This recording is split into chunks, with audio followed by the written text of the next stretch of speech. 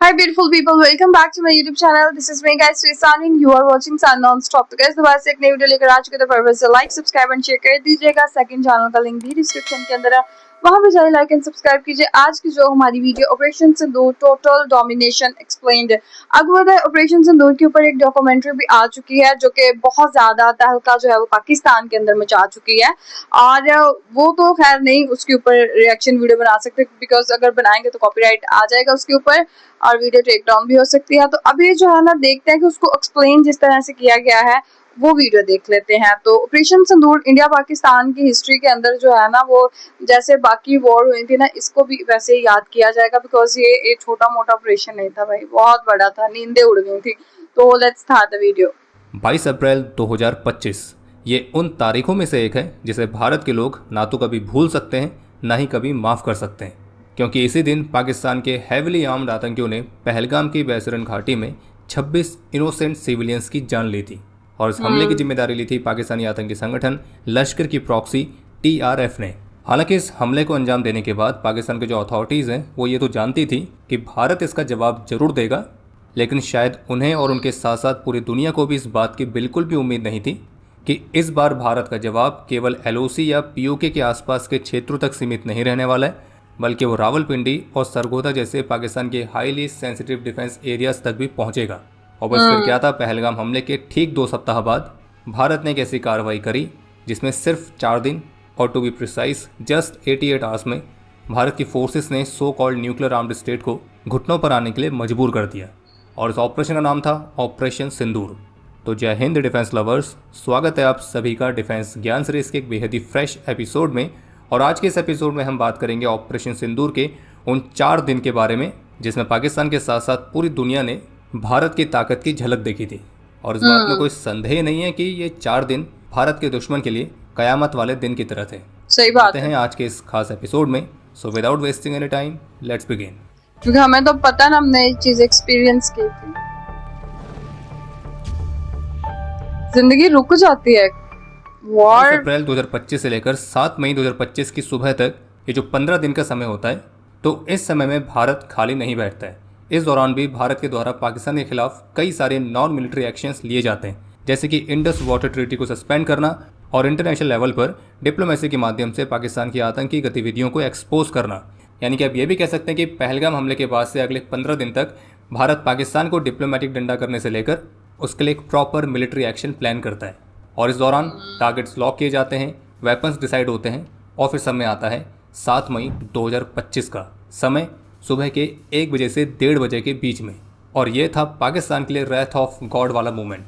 भारत के टारगेट में होते हैं जैश, लश्कर और हिजबुल मुजाहिदीन के 9 मेजर आतंकी कैंप्स, जिन पर इंडियन आर्मी और इंडियन एयरफोर्स जॉइंट ऑपरेशन के माध्यम से स्ट्राइक करती है। और इन 9 आतंकी कैंप में से 2 कैंप्स पाकिस्तान के बहुत ही डीप टेरिटरी में होते हैं, जैसे कि बहावलपुर में स्थित जैश का हेडक्वार्टर मरकज़ सुबहान अल्लाह और मुरीदके में स्थित लश्कर का हेडक्वार्टर मरकज़ तैयबा। जो बहावलपुर वाला कैंप होता है वो अंतर्राष्ट्रीय सीमा से 100 किलोमीटर अंदर होता है, और जबकि मुरीदके भी अंतर्राष्ट्रीय सीमा से 25 किलोमीटर अंदर। और पाकिस्तान की डीप टेरिटरी में मौजूद इन कैंप्स को डिस्ट्रॉय किया जाता है इंडियन एयरफोर्स के रफाल फाइटर्स की स्कैल्प मिसाइल्स और हैमर वेपन्स का इस्तेमाल करके। बिल्कुल सटीक कार्रवाई। और वहीं जो बाकी के 7 कैंप्स होते हैं, जो कि सियालकोट, बरनाला, कोटली और मुजफ्फराबाद में मुख्य रूप से स्थित होते हैं, तो इनको टारगेट करती है भारतीय सेना अपने M982X कैलिबर राउंड्स और लॉइटरिंग म्यूनिशंस का इस्तेमाल करके। और इस पूरे ऑपरेशन को कंप्लीट होने में समय लगता है केवल 23 से 25 मिनट, और इसमें करीब 100 से अधिक आतंकियों को होरिफाइड किया जाता है। और फिर 7 मई की ही सुबह 1:44 पर भारत ऑफिशियल प्रेस रिलीज करके कंफर्म करता है कि ऑपरेशन सिंदूर के माध्यम से इंडियन आर्म फोर्सेस ने पाकिस्तान और पाकिस्तान ऑक्यूपाइड जम्मू कश्मीर में स्थित आतंकी इंफ्रास्ट्रक्चर्स को हिट किया है और 9 टारगेट्स हिट किए गए। और भारत ये भी कंफर्म करता है कि इसमें किसी भी पाकिस्तानी मिलिट्री फैसिलिटीज़ को टारगेट नहीं किया गया है और ना ही कोई सिविलियन कैजुअलिटीज़ हुई हैं। ये केवल और केवल आतंकी कैंप्स पर की गई एक बेहद ही सटीक स्ट्राइक थी, जो कि भारत के पहलगाम में 26 इनोसेंट सिविलियंस की जान ली गई उसका एक बदला था। और ये वो मूवमेंट था जहाँ पे अगर पाकिस्तान चाहता तो वो उस अगले 3 दिन के कहर से बच सकता था, जिसकी उसने कल्पना भी नहीं कर रखी होगी। और जैसा कि पाकिस्तान का मैप है और कहा भी जाता है कि कुत्ते की पूंछ कभी सीधी नहीं होती है, तो पाकिस्तान की हरकत भी बिल्कुल वैसी है। हमारा मैप ऐसा नहीं है और वो डिसाइड करता है भारत पर जवाबी कार्रवाई करने का। और पाकिस्तान की जवाबी कार्रवाई की शुरुआत होती है एलओसी के मल्टीपल सेक्टर्स जैसे कि पुंछ, मिंधार, राजौरी, कुपवाड़ा, बारामूला, उरी, तो यहाँ पर हैवी शेलिंग के साथ, और जिसमें पाकिस्तान अपने मोटार्स और हैवी कैलिबर के आर्टिलरी राउंड्स की मदद से एलओसी के पार भारत के क्षेत्र में स्थित स्कूल को टारगेट करता है। और पाकिस्तान की इसी जवाबी कार्रवाई में गुरुद्वारा और ऐसी अन्य रिलीजियस साइट्स पे हिट होती हैं। जहां एक तरफ पहलगाम की जवाबी कार्रवाई के तहत भारत जो ऑपरेशन सिंदूर लॉन्च करता है उसे पाकिस्तान की तरफ एक भी सिविलियन कैजुअलिटीज़ नहीं होती हैं, वहीं दूसरी तरफ पाकिस्तान ऑपरेशन सिंदूर के बदले जो जवाबी कार्रवाई करता है उसमें हमारी तरफ कुछ सिविलियंस की जान जाती है और कई सारे घायल भी होते हैं। यानी कि 7 मई का दिन समाप्त होता है एक ऐसे पैटर्न के साथ कि भारत का फर्स्ट मूव था सीमा पार मौजूद आतंकी फैसिलिटीज़ को टारगेट करना, लेकिन पाकिस्तान का अर्ली काउंटर मूव था स्कूल्स, रिलीजियस साइट्स और गांवों को टारगेट करना। और भारत पहले ही स्पष्ट कर चुका था कि अगर पाकिस्तान ने हमारे तरफ कोई जवाबी कार्रवाई करने का प्रयास किया तो हम उसका जवाब बराबर से देंगे। तो फिर शुरुआत होती है 8 मई की और पाकिस्तान चाइनीज़ और टर्किश ओरिजिन के ड्रोन्स का इस्तेमाल करके अब भारत की मल्टीपल मिलिट्री पोजीशंस को टारगेट करने का प्रयास करता है। और पाकिस्तान का एस्केलेशन अब आर्टिलरी से लॉन्ग रेंज के अटैक्स में बदल चुका था, जिसमें पाकिस्तान नॉर्दर्न और वेस्टर्न थिएटर पर भारत के दर्जन भर टारगेट्स के खिलाफ एक कोऑर्डिनेटेड ड्रोन्स और रॉकेट से स्ट्राइक करता है। और पाकिस्तान के निशाने में होते हैं श्रीनगर, जम्मू, पठानकोट, अमृतसर, लुधियाना, भटिंडा, भुज, तो ऐसे महत्वपूर्ण एयरबेस और सिटीज़। हालांकि पाकिस्तान के वेपन्स का एम में होते हैं भारत के मिलिट्री इंस्टॉलेशंस, लेकिन उनको इंटरसेप्ट करके जो उनका मलबा गिरता है वो सिविलियन एरियाज पर भी गिरता है। लेकिन पाकिस्तान के इस ड्रोन और रॉकेट अटैक को भारत का एक लेयर्ड एयर डिफेंस और काउंटर ड्रोन ग्रिड बेहद सफलतापूर्वक इंटरसेप्ट करता है। यानी कि बिल्कुल क्लियर था कि पाकिस्तान की जो पहली वेव थी उसे भारत ने बहुत ही सफलतापूर्वक S-400 बहुत उनका बिना किसी पावरफुल बड़े है। नुकसान के। और फिर जवाबी कार्रवाई के तौर पर 8 मई को भारत भी पाकिस्तान की मल्टीपल लोकेशंस पर स्थित उनके एयर डिफेंस रडार्स और सिस्टम्स को डिस्ट्रॉय करता है, जिसमें शामिल है लाहौर की एयर डिफेंस रडार जिसमें LY-80 एयर डिफेंस सिस्टम भी आता है। इसके अलावा कराची का HQ-9 एयर डिफेंस सिस्टम और पंजाब का गुजरनवाला के पास वाला रडार सिस्टम, और जिनको डिस्ट्रॉय करने के लिए मुख्य रूप से कामिकाज़े और लॉयटरिंग म्यूनिशंस का इस्तेमाल होता है। जबकि Chinese HQ-9 air defence system को डिस्ट्रॉय करने के लिए एक इंडियन मिसाइल इस्तेमाल की जाती है। और फिर धीरे धीरे पूरा एयर बैटल इंटेंस होते जाता है, और ये वो समय होता है जब ये पूरा ऑपरेशन सिंदूर एक बहुत बड़े लेवल का एयर और एयर डिफेंस कैंपेन बन चुका है। और जब भारत को लगता है कि अगर पाकिस्तान को रोकना है तो उसे एक ऐसा डोज देना पड़ेगा जिसके बाद से उसको समझ में आए कि अब अगर वो नहीं रुका तो शायद एक था पाकिस्तान तय है। क्योंकि अच्छा 9 नहीं मई को बोल रात को जो रहे। पाकिस्तान है वो ballistic missiles, cruise missiles, drones और आर्टिलरी का इस्तेमाल करके अपने एस्केलेशन को तेज करता है, और जिसमें पाकिस्तान की एक फतेह 2 मिसाइल सिरसा के ऊपर बराकेट सिस्टम के द्वारा इंटरसेप्ट की जाती है। और उस पाकिस्तानी मिसाइल का मेन टारगेट था दिल्ली, जिसे भारत के एयर डिफेंस सिस्टम सफलतापूर्वक नाकाम कर देते हैं। और जबकि पाकिस्तान की इस तरह की और भी अन्य कई मिसाइल्स को इंटरसेप्ट किया जाता है, जिसमें Chinese 400 AKG air to surface ballistic missile भी शामिल है, जिसे पाकिस्तान JF-17 से लॉन्च करता है। लेकिन इस मिसाइल को भारत का जो S-400 एयर डिफेंस सिस्टम है वो सफलतापूर्वक इंटरसेप्ट कर देता है। और इस पूरे कॉन्फ्लिक्ट के दौरान जो भारत का S-400 एयर डिफेंस सिस्टम है वो पाकिस्तान की मिसाइल्स और एयरक्राफ्ट को इंटरसेप्ट करने के लिए लगभग 11 बार इस्तेमाल किया गया है। जबकि एक फतेह सीरीज़ की मिसाइल को भारत का आकाश एयर डिफेंस सिस्टम भी इंटरसेप्ट करता है। और जैसे कि पाकिस्तान ने बैलिस्टिक मिसाइल्स तक का इस्तेमाल शुरू कर दिया था, तो बस फिर क्या था, 9 और 10 मई ये वो तारीख है जब भारत एक सिंगल ऑपरेशन में पाकिस्तान के 11 एयर बेसिस पर स्ट्राइक करता है। और पाकिस्तान के मिलिट्री बेसिस के खिलाफ भारत का जो एक्शन है ये 10 मई की सुबह 2 बजे से सुबह के 5 बजे तक चलता है। और इसके साथ ही भारत दुनिया का ऐसा पहला देश बनता है जिसने एक सिंगल ऑपरेशन में किसी न्यूक्लियर आर्म्ड नेशन के मल्टीपल एयर बेसिस को टारगेट किया हो। और भारत के इस एक्शन से पाकिस्तानी एयरफोर्स के 20% के आसपास एसेट्स डिस्ट्रॉय हो जाते हैं। बहुत ही अधिक मात्रा में कैजुअलिटीज होती हैं, कैजुअलिटी तो विशेष रूप दोनों से तरफ बुलारी से है। एयरबेस पर, जिसमें पाकिस्तान के स्क्वाड्रन लीडर उस्मान यूसुफ, तो उनकी भी जान जाती है। और पाकिस्तान को अपने कई सारे महत्वपूर्ण फाइटर जेट्स खोने पड़ते हैं, जिनमें कई दर्जन भर F-16, JF-17, J-10C, AWACS aircraft, 2 high value surveillance aircraft, एक C-130 military transport aircraft, multiple radar और एयर डिफेंस साइट्स, HQ-9 जैसे चाइनीज़ एयर डिफेंस सिस्टम्स और इस तरह के मल्टीपल एसेट्स पाकिस्तान इस स्ट्राइक में खो देता है। और इन एयरबेस को टारगेट करने के लिए जो भारत है वो लॉयटरिंग म्यूनिशन से लेकर air launch BrahMos supersonic cruise missiles तक का इस्तेमाल करता है। हमने और भी ये भारत का BrahMos S-400 air defence Rafale system है वो लगभग 300 किलोमीटर दूर स्थित पाकिस्तान के AWACS एयरक्राफ्ट को शॉट डाउन करके दुनिया के सबसे लॉन्गेस्ट रेंज का सरफेस टू एयर किल का रिकॉर्ड भी बनाता है। और पाकिस्तान के जो 11 एयरबेस टारगेट किए जाते हैं उनमें शामिल है नूर Khan airbase, Sargodha airbase, भुलारी airbase, राफिकी airbase, मुरीद एयरबेस, शहबाज एयरबेस, रहीम यार खान, चुनिया, बहुत ही सियालकोट, पावरफुल था कसूर इंडिया और का स्कर्दू। धमाका। और इसमें से जो रहीम यार खान, चुनिया, मुरीद, राफिकी, भुलारी, सरगोदा और नूर खान एयरबेस है, तो यहाँ पे भारत अपनी ब्रह्मोस और स्कैल्प जैसी मिसाइल्स का इस्तेमाल करता है। और इन एयर बेसिस पर हुई भारत की सटीक स्ट्राइक के जो सबूत हैं तो वो सामने आते हैं सैटेलाइट इमेजेस के माध्यम से, जो कि भारत के द्वारा शेयर किए जाते हैं और ग्लोबल मीडिया भी बाद में उसको एक्नॉलेज करती है। और जबकि ओपन सोर्स इंटेलिजेंस के हवाले से कुछ रिपोर्ट सामने आती हैं कि पाकिस्तान का जो किराना हिल्स है, जहाँ पे पाकिस्तान की न्यूक्लियर साइट मानी जाती है, तो उसके पास भी बॉम्ब्स करने की कुछ वीडियो सामने आती है। हालांकि भारत के ऑफिशियल इस बात से इनकार करते हैं कि हमें नहीं पता कि किराना हिल्स में क्या है और हमने वहाँ पे कोई स्ट्राइक नहीं करी है। Thank you for telling us that Kirana Hill houses some nuclear installation. We did not know about it. Okay. And we've not hit Kirana Hills, whatever is there. Okay. I did not brief in my briefing yesterday. Thank you. पर जैसा कि कहा जाता है कि समझदार को इशारा काफ़ी होता है, तो बस इंडियन ऑफिशियल्स की बात समझने वाले समझ जाते हैं, विशेष रूप से पाकिस्तान। और ये वो टर्निंग पॉइंट होता है जहाँ पे पाकिस्तान को लगने लगता है कि अब इसके आगे अगर उसने एस्केलेट किया तो फिर उसके पास खोने के लिए अब कुछ भी नहीं बचेगा। और फिर आता 10 मई का दिन, जब पाकिस्तान की DGMO अपने भारतीय काउंटर पार्ट को कॉल करते हैं और सीज फायर का प्रपोजल पेश करते हैं। लेकिन इस 4 दिन में और केवल 88 घंटे के अंदर भारत ने पाकिस्तान को पूरी तरह से घुटनों पर आने के लिए मजबूर कर दिया। और एक और इंटरेस्टिंग फैक्ट यह है कि जहां एक तरफ हवा और ज़मीन पर भारत के एयरफोर्स और आर्मी दोनों पाकिस्तान को उसकी सही जगह दिखाने में लगे हुए थे, वहीं दूसरी तरफ समुद्र में भारतीय नौसेना, जैसे हम कंट्री मेकर भी कहते हैं, तो INS विक्रांत या स्टैंड बाय पर थी। I remember. और जैसे कि अभी हाल ही में भारतीय नौसेना के ऑफिशियल की तरफ से कंफर्म किया गया कि जब तक कि भारतीय नौसेना अपनी स्ट्राइक लॉन्च करती, उससे पहले ही पाकिस्तान ने सीज फायर के लिए प्रपोजल पेश कर दिया था, और भी कुछ मिनट्स पहले। और भारतीय नौसेना की ताकत का अंदाजा भी इसी बात से लगा सकते हैं कि जब तक भारतीय नौसेना अरेबियन सी पर डिप्लॉय थी पाकिस्तान के पास, तो पाकिस्तान की नेवी ने न केवल अपनी वॉरशिप्स को अंदर के पोर्ट में छुपा दिया था, बल्कि उनके एयरक्राफ्ट तक पेट्रोलिंग करने के लिए नहीं आ पा रहे थे। तो एक्शन लेना तो बहुत दूर की बात है, भारतीय नौसेना ने पाकिस्तान की नेवी को उनके पोर्ट से बाहर तक नहीं निकलने दिया था।